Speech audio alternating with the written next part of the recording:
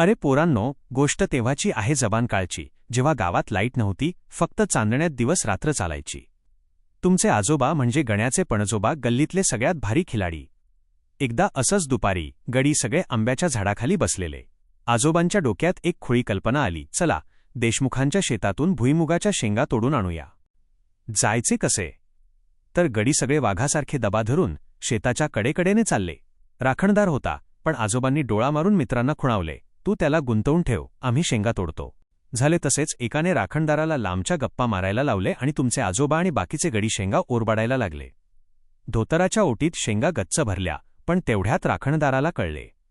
तो ओरडला, कोण रे तिकडे? मग काय, आजोबांनी दिली जोरात दौड. सगळे गडी सैरावैरा पळाले, पण शेंगांची ओटी मात्र सोडली नाही.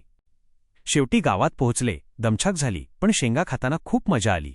देशमुख मात्र थोडे नाराज झाले असतील, पण आजोबांच्या मस्तीची गोष्ट सगळ्यांनी गावोगावी सांगितली. अशी होती त्यांची भारी गँग. कशी वाटली?